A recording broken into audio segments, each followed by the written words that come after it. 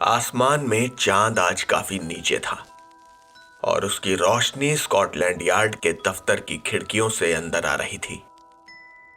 कॉटफोर्ड, जो कि अपनी डेस्क पर काम कर रहा था, उसे अपनी आंखें खुली रखने के लिए कुछ मशक्कत करनी पड़ रही थी।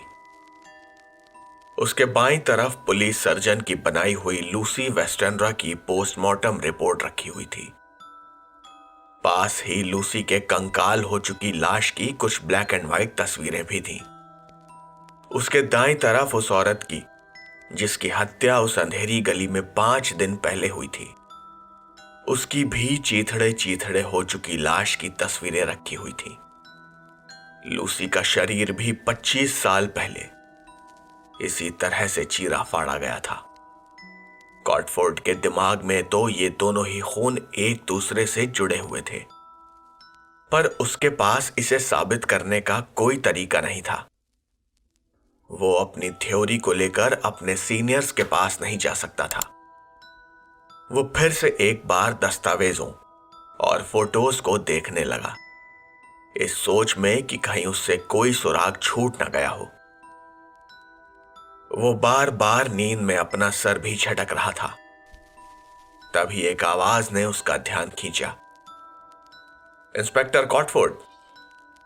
सार्जेंट ली ने कॉटफोर्ड को जगा दिया था। खिड़की से आती सूरज की रोशनी में कॉटफोर्ड अपनी आंखों को छुपाते हुए एक भर्राई आवाज में बोला, हाँ, क्या हुआ? ली ने कहा, सर, हमें एक और लाश मिली है। कॉटफोर्ड ने अपनी गर्दन सीधी करने की कोशिश की तो उसे समझ आया कि उसे थोड़ी अकड़न सी महसूस हो रही थी। उसने पूछा, कहां कहां मिली है लाश? ली ने कहा, थेम्स में सर, टावर ऑफ लंदन के पास। कॉटफोर्ड ने अपनी कुर्सी पर टंगा ओवरकोट उठाया और तेजी से बाहर निकल गया। सेंट कैथरीन डॉक्स के पास थेम्स के ठंडे किनारों पर भीड़ लगी हुई थी। वहां इंस्पेक्टर हंटली ने क्रिस्टन की लाश को नदी से निकाल लिया था। वहां मौजूद लोग लाश को आंखें फाड़ फाड़ कर देख रहे थे। क्रिस्टन के कपड़े बुरी तरह से फटे हुए थे और जब उसकी लाश को ऊपर खींच कर लाया गया तो हंटली ने उसके सीने पर अपना कोट डाल दिया। पुलिस सर्जन लाश के पास बैठकर जांच की तैयारी करने लगा और बीच बीच में वो हंटली से कुछ बात भी कर रहा था। पास ही एक औरत जो कि काफी गंदे और हल्के कपड़ों में थी, वो एक कांस्टेबल को अपना बयान दे रही थी, जिसे वो कांस्टेबल एक नोटपैड पर जल्दी जल्दी लिख रहा था। कॉटफोर्ड भी वहां पहुंच चुका था। वो ली का हाथ पकड़कर भीड़ के बीच से होता हुआ क्राइम सीन तक पहुंच गया। वो कान लगाकर उस औरत का बयान सुन रहा था। वो औरत कह रही थी, उसके बाद मैंने क्रिस्टन को डेवनशोर स्क्वायर की तरफ जाते देखा। वो वहीं रहती है, मतलब रहती थी। उसने 12 पेंस हर हफ्ते के सौदे पर एक कमरा किराए पर लिया था, पर उसके साथ अब। ये कहते हुए वो औरत सुबक सुबक कर रोने लगी। कॉटफोर्ड देख रहा था कि उस कांस्टेबल की जेब में रूमाल रखी हुई थी, फिर भी उसने वो उस औरत को नहीं दी। इससे पहले कि कॉटफोर्ड आगे बढ़ता, हंटली बीच में आ गया और उसने उस औरत को अपना रूमाल पकड़ा दिया। उसने कॉटफोर्ड और ली के हाथों में हाथ डाले और उन्हें भीड़ से अलग एक तरफ ले गया।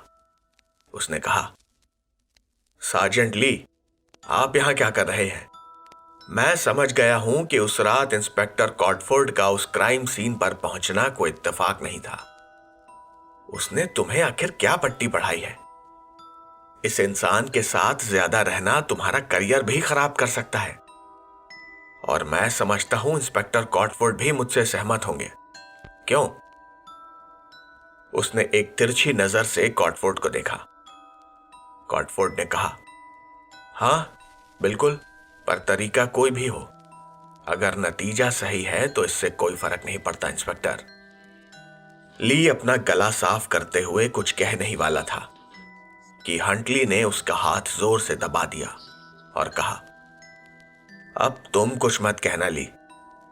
इससे पहले कि ली कुछ बोलता, हंटली कॉटफोर्ड से कहने लगा, इंस्पेक्टर, सबसे पहले तो मुझे तुम्हारा धन्यवाद देना होगा, तुम्हारी उस रात की मदद के लिए। तुमने उस रात जो दूसरे हाथों के निशान और खून के धब्बे ढूंढे थे, तुमने उन्हें ली को तुरंत मुझ तक पहुंचाने को कहा था। मुझे अच्छा लगा कि तुमने प्रोटोकॉल और बाकी पुलिस ऑफिसर्स के साथ सहयोग को प्राथमिकता दी। कॉटफोर्ड ने कहा, मेरा काम बस खूनी को कानून के दरवाजे तक लेकर आना है। मैंने वही किया जो मुझे करना चाहिए था। हंटली ने कहा, बढ़िया, तो मैं तुम्हें भी एक सलाह देता हूं। मैं तुम्हारा शुक्रगुजार रहूंगा अगर तुम इससे आगे किसी भी नतीजे पर ना पहुंचो तो। मैं तुम्हें जानता हूं, इसीलिए साफ साफ कह रहा हूं, उस गली में मिली औरत की लाश और आज के इस कत्ल का आपस में कोई लेना देना नहीं है। ये लड़की जो मारी गई है वो बस एक वेश्या थी, जिसे शायद उसके ही किसी जुनूनी ग्राहक ने मारा है। सड़कों पर होने वाले कारोबार में इस तरह की घटनाएं कोई अनोखी बात नहीं है।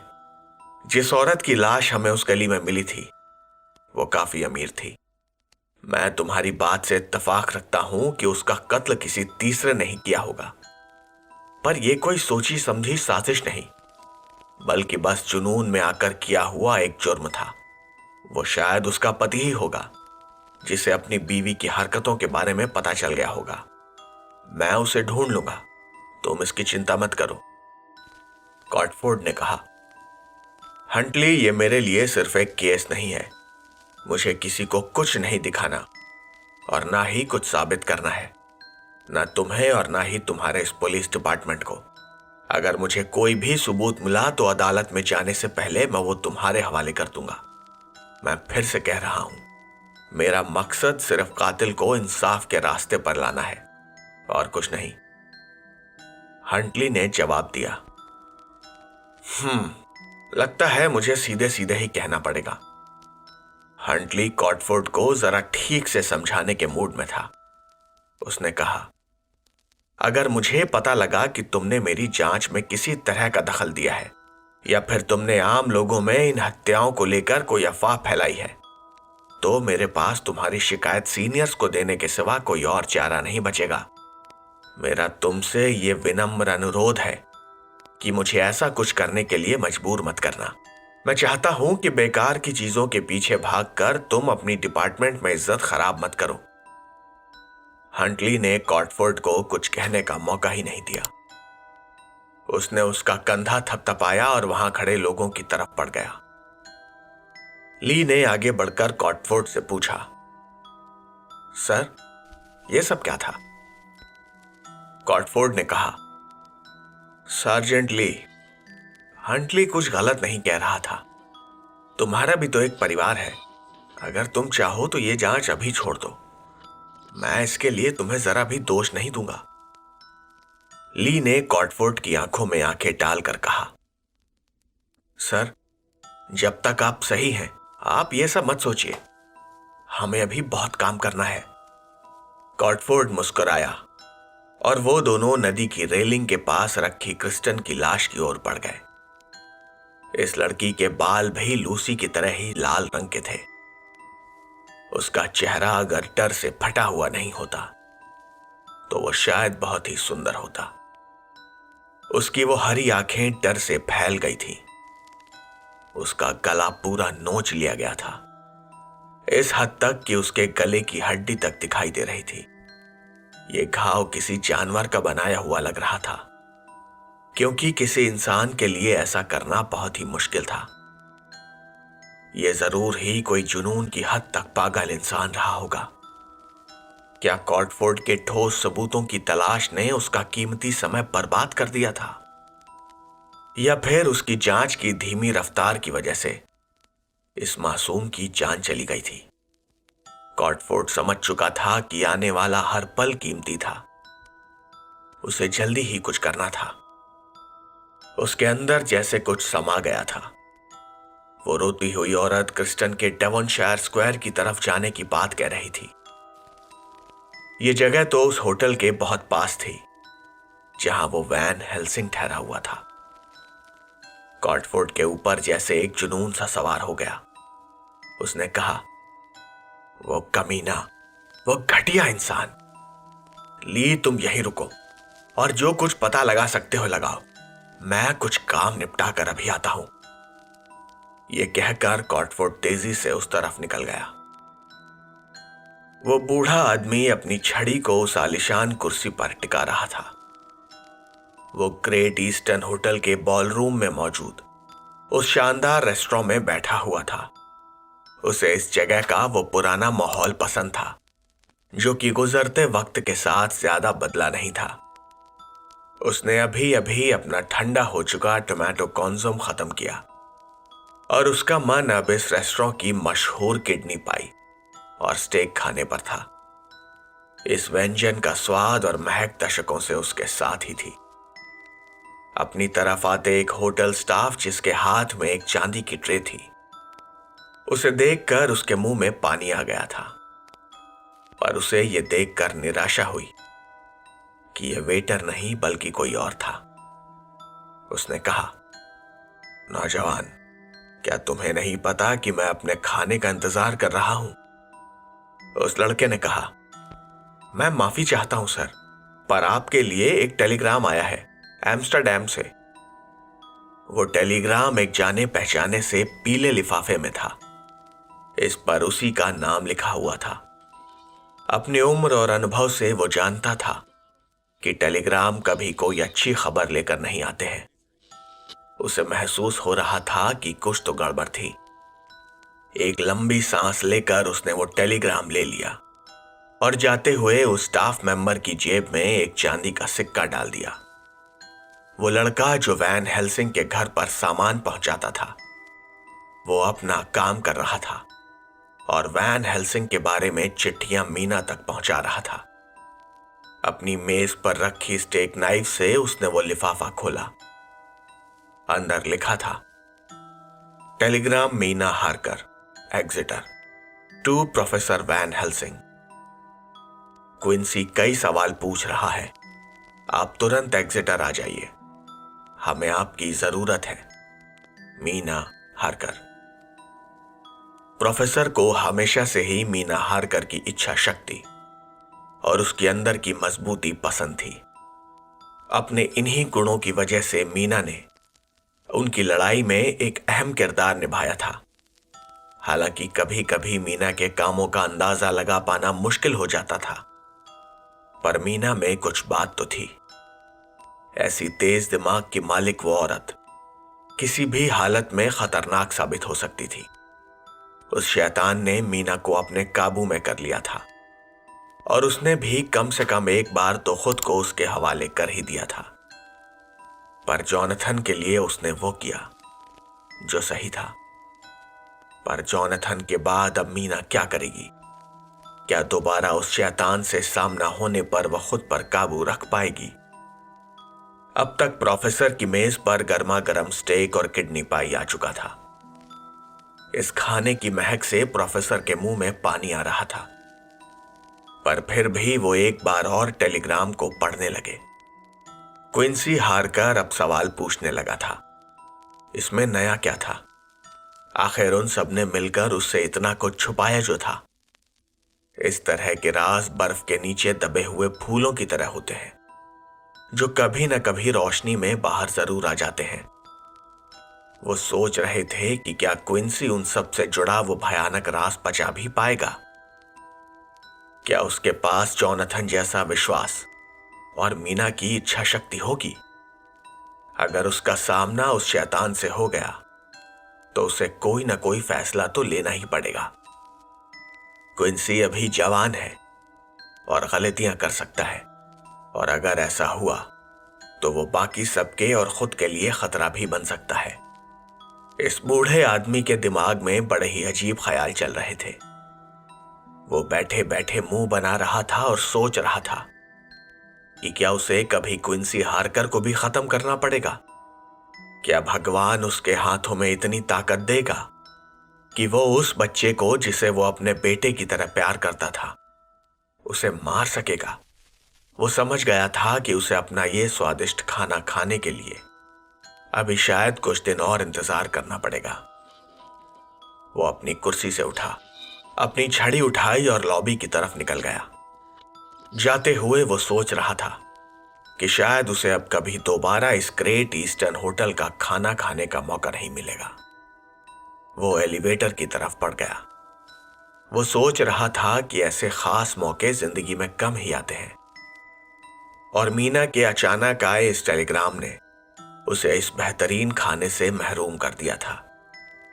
जॉनथन और मीना आखिर इतने बेवकूफ कैसे हो सकते थे कि वो क्विंसी से ये सब इतने लंबे समय तक छुपा गए। अपने बेटे को बचाने के चक्कर में उन्होंने क्विंसी को और भी बड़े खतरे में डाल दिया था। उसे क्विंसी को जल्दी से जल्दी ढूंढना था। पर तभी उसके कानों में एक आदमी की आवाज पड़ी, और अब आखिरकार सारे गिद्ध एक जगह इकट्ठा हो ही गए। वो बूढ़ा आदमी इस आवाज को पहचानता था, पर उसने इसे बहुत अरसे के बाद सुना था। वो अपनी छड़ी टिकाकर घूमा। उसके मुंह से खुद ब खुद निकल गया, कॉटफोर्ड। उस लॉबी के बीचों बीच खड़ा वो आदमी उसके अतीत का एक हिस्सा था। कॉटफोर्ड की उम्र काफी हो गई थी और वो अब पहले से काफी मोटा भी हो गया था, पर उसमें अब भी दम था। अपनी जवानी के दिनों में कॉटफोर्ड बहुत तेज था। वो लोगों से इधर उधर की बातें करने में जरा भी वक्त जाया नहीं करता था और सीधा मुद्दे की बात करता था, और वक्त गुजरने पर भी उसका स्वभाव बिल्कुल भी बदला नहीं था। उसने होटल में अंदर आते वक्त अपनी हैट भी नहीं उतारी थी। उसने कहा, जिस तरह सुअर के साथ उसकी बदबू पीछे पीछे आती है, उसी तरह मौत भी हमेशा तुम्हारे साथ साथ ही चलती है वैन हेल्सिंग। कॉटफोर्ड वैन हेल्सिंग को छड़ी के सहारे एक एक कदम करके अपनी तरफ आता हुआ देख रहा था। उसके लिए यह सब बस एक नाटक था। कॉटफोर्ड थेम्स के किनारे से यहां भागते हुए आया था। वो अपनी चढ़ी हुई सांस को छुपाने की कोशिश कर रहा था। 1884 में यह होटल बनने से पहले यहां एक पागल खाना था, कुछ वैसा ही जैसा डॉक्टर जॉन सिवर्ट विडबी में चलाता था। कॉटफोर्ड जानता था कि हर शिकारी अपने ही इलाके में शिकार करना पसंद करता है। Great eastern hotel Liverpool street पर था, जो कि बिशप गेट के पश्चिम में था, और बिशप गेट के पूर्वी तरफ था डेवनशायर स्क्वायर, जहां क्रिस्टन आखिरी बार देखी गई थी। कॉटफोर्ड सोच रहा था कि इस पागल डॉक्टर ने शहर में आने के बाद अपना शिकार करने से पहले एक रात भी इंतजार नहीं किया। उसके पास वैन हेल्सिंग को गिरफ्तार करने के लिए कोई सबूत नहीं था, पर वो नहीं चाहता था कि किसी और मासूम को उस डॉक्टर का शिकार बनना पड़े, जैसा उसने मीना के साथ किया था। वो वैन हेल्सिंग को भी चौंका कर किसी तरह उसका इकबालिया बयान लेना चाहता था।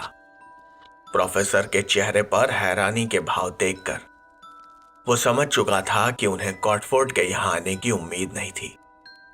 अभी तक तो सब कुछ कॉटफोर्ड के हिसाब से ही चल रहा था। वैन हेल्सिंग ने पूछा, तुम अभी भी उसी केस पर काम कर रहे हो डिटेक्टिव कांस्टेबल? कॉटफोर्ड ने कहा, डिटेक्टिव कांस्टेबल नहीं इंस्पेक्टर। वैन हेल्सिंग ने कहा, वाह, ब्रिटिश लोगों का अपनी नाकामी को प्रमोशन से छुपाने का यह तरीका अच्छा है। वैन हेल्सिंग की बात कॉटफोर्ड को चुभ गई थी, पर उसने इस बात को जाने दिया। उसका ध्यान अपने लक्ष्य पर था। उसने उसी जवाबी लहजे में कहा, 2 और औरतों की मौत व्हाइट चैपल में हुई है, और तुम फिर से आसपास हो प्रोफेसर। 1884 में तुम इंसाफ से भाग गए थे, पर अब नहीं। मैं तुम्हें और तुम्हारे उस कातिलों के गिरोह को नहीं छोड़ूंगा। प्रोफेसर ने कहा, अपनी आंखें खोलो और अपने आसपास देखो कॉटफोर्ड। जिस शैतान का पीछा तुम कर रहे हो, उसका तुम और तुम्हारा कानून कुछ नहीं बिगाड़ सकते। ये कहते हुए प्रोफेसर वैन हेल्सिंग लिफ्ट की तरफ मुड़ गए। कॉटफोर्ड वैन हेल्सिंग की पीठ देख रहा था और उसे गुस्सा आ रहा था। उसे इन जैसे लोगों से नफरत थी जो खुद को विज्ञान से जोड़ते थे, पर जब भी उनके सामने कोई ऐसा सवाल खड़ा हो जाता जिसका जवाब उनके पास नहीं होता था, तब वो सीधा पारलौकिक और भगवान की तरफ देखने लगते थे। वैन हेल्सिंग कॉटफोर्ड के लिए गुजरे जमाने का एक नमूना था। प्रोफेसर ने लिफ्ट का बटन दबाया और कॉटफोर्ड की आवाज उस लॉबी में गूंज गई। मैंने लूसी वेस्टर्नरा की कब्र खोल दी है। कॉटफोर्ड का तीर सीधा निशाने पर लगा था। वैन हेल्सिंग अपनी जगह पर ठिठक गए। वो धीरे से पलटे। उनकी आंखों में डर नहीं बल्कि गुस्सा था। वो अपने दांत पीसते हुए बोले, तुम अपनी बेमानी जिंदगी को इतना महत्वपूर्ण मत समझो कॉटफोर्ड। अपनी इस मशीनों से भरी हुई आधुनिक दुनिया में रहने से क्या तुम खुद को बड़ा महफूज समझते हो? तुम अंधे हो, क्योंकि तुम्हें पता नहीं है कि इस धरती पर प्राचीन मजहबों से जुड़े ऐसे शैतान भी घूमते हैं जो तुम्हारे पैरों के नीचे की जमीन खिसका सकते हैं। और वो ऐसा इसलिए कर पाते हैं क्योंकि तुम्हारे जैसे लोग उन पर ध्यान ही नहीं देते। वहां लॉबी में मौजूद सभी लोग रुककर इन दोनों की बातें सुनने लगे, पर कॉटफोर्ड को इससे कोई फर्क नहीं पड़ा था। वो वैन हेल्सिंग के पागलपन को सबके सामने लाना चाहता था। वो चिल्लाया, तुम्हें वरीह विश्वविद्यालय से लाशें चुराने के लिए निकाला गया था ना? तुम्हारे उन प्रयोगों में बस सारी लाशों के सीने में स्टेक घोंपना ही था, या फिर तुम्हें कुछ और घिनौनापन भी आता है? कॉटफोर्ड अपनी आवाज को उस जगह गूंजता हुआ महसूस कर रहा था, पर उसका यह गुस्सा सारी हदें लांघ चुका था। अपने बचपन में उसने अपनी आंखों से कुछ ठीक लोगों को कब्र से लाशें निकालकर उनके टुकड़े टुकड़े करते देखा था। उसके गांव का वो पादरी भी वैन हेल्सिंग की तरह मानता था कि वो भगवान का ही काम कर रहा था, और इसीलिए उसने उसके भाई की लाश के साथ भी वैसा ही किया था।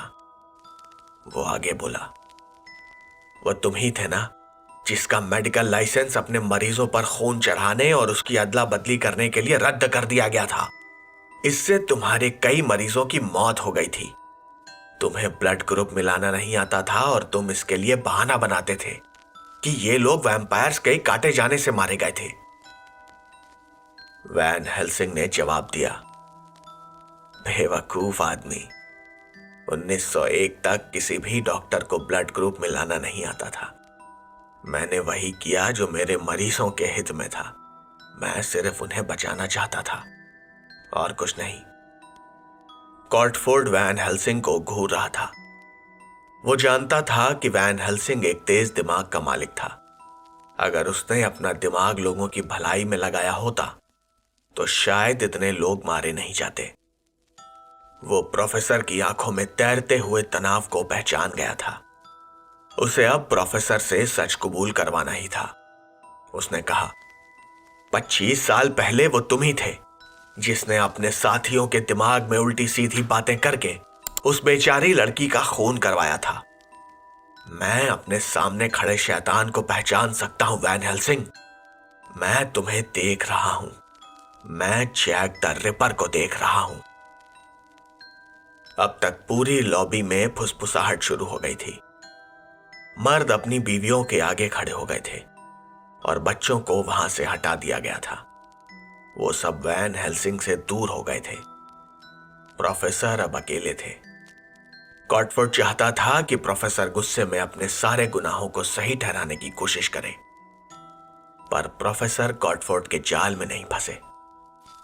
अपने कंधे उचकाते हुए उन्होंने कहा, तुम्हें कुछ दिखाई नहीं पड़ रहा कॉटफोर्ड, और जो तुम्हें दिखाई नहीं पड़ रहा वही तुम्हारी जान ले लेगा। वैन हेल्सिंग ने जिस तरह से यह बात कही थी, उससे पता नहीं क्यों पर कॉटफोर्ड जैसे सिहर सा गया था। वैन हेल्सिंग ने पासा पलट दिया था। क्या यह कोई धमकी थी लिफ्ट का दरवाजा खुला। वैन हेल्सिंग ने लिफ्टमैन को इशारा किया। कॉटफोर्ड अपनी जगह पर खड़ा बोलने की कोशिश कर रहा था, पर उसके मुंह से शब्द नहीं निकल रहे थे। उसके दिमाग में वैन हेल्सिंग की बात घूम रही थी। लिफ्ट का दरवाजा बंद हुआ और वैन हेल्सिंग जा चुके थे।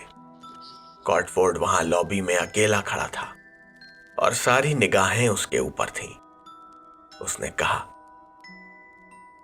शिट, पॉपीकॉक, मुझसे गलती हो गई।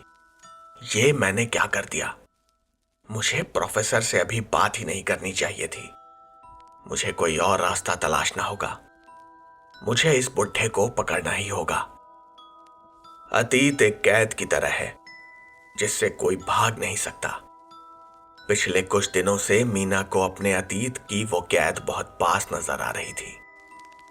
जॉनथन की मौत और क्विंसी के घर से भाग जाने के बाद उसका मन अविश्वास से भरा हुआ था। वो अक्सर अपनी खिड़की से बाहर देखती रहती थी। उसे लगता था कि कॉटफोर्ड और बाकी पुलिस वाले भेड़ियों की तरह कभी भी उसे ढूंढते हुए वहां आ सकते थे। अगर उन्हें दूर रखना था तो उसे कोई नई तरकीब लगानी पड़ेगी। क्विंसी के जाने के बाद मीना उसी हाल में बैठी हुई थी जहां भी उसकी डायरी और उसके अतीत से जुड़े बाकी दस्तावेज बिखरे पड़े थे। उसे क्विंसी को रोकना चाहिए था। अब उसे यह सोचना था कि क्विंसी कहां गया होगा और उसका अगला कदम क्या होगा। क्विंसी को हिफाजत की जरूरत थी, चाहे वो इस बात को समझता हो या नहीं।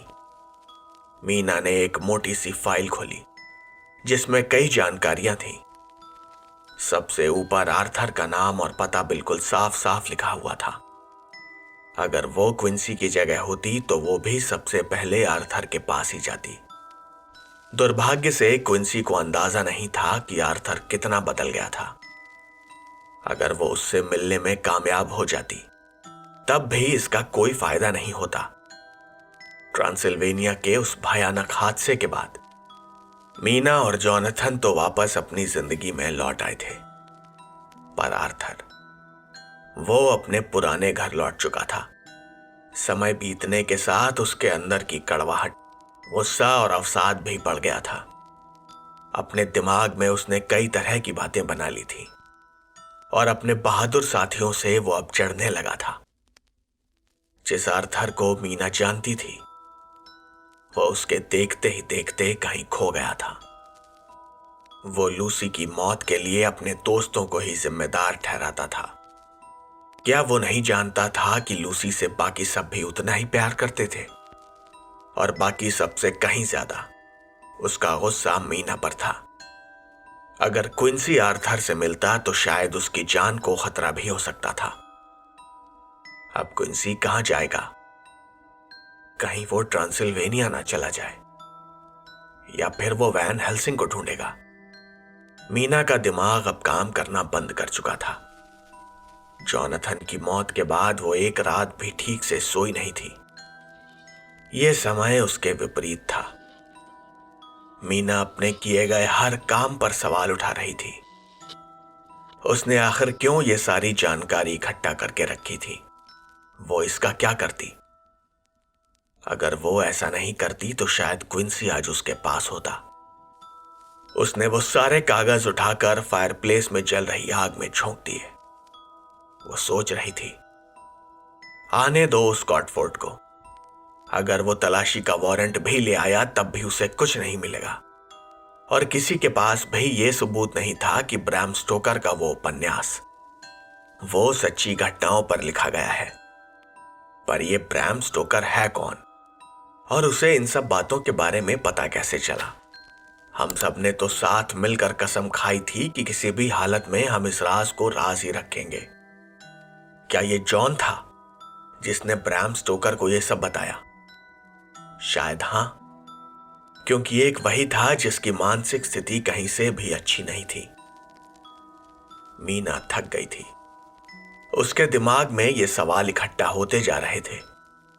उसे कुछ आराम की जरूरत थी, चाहे कुछ देर के लिए ही सही। उसे सोना था। खुलकर सोचने के लिए। कुछ महीनों पहले उसे बुरे सपने आने लगे थे और जोनाथन उसके लिए लॉर्डनम लेकर आया था। उसे लगता था कि शायद इस सेडेटिव की वजह से मीना को नींद आ जाएगी। उसे तब जोनाथन पर शक हुआ था और उसने ये दवा लेने से मना कर दिया था। मीना ने अलमारी से लॉर्डनम की बोतल उठाई। उसकी आंखें भारी हो रही थीं, इतनी भारी कि उसने उस दवा की सही डोज पढ़ने की भी जरूरत नहीं समझी। उसने वो छोटी सी बोतल एक ही सांस में खत्म कर दी। उस दवा का असर तुरंत हुआ। मीना अपने स्टडी रूम में कुर्सी पर लुढ़क गई।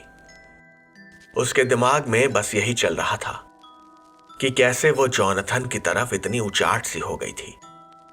वो बस एक आखिरी बार जोनाथन की बाहों में जाना चाहती थी। उसके हाथ में जोनाथन की एक तस्वीर थी जो उसने फ्रेम करा कर रखी हुई थी। उसके आंसू उस तस्वीर पर गिर रहे थे। बेहोश होने से पहले उसके मुंह से निकला, जोनाथन, मुझे तुम्हारी जरूरत है। पर अपनी बंद होती आंखों से उसने एक लाल धुंध को दरवाजे के नीचे से अंदर आते हुए देखा। मीना की आंख अपनी एड़ियों पर होती कुछ सरसराहट से खुली।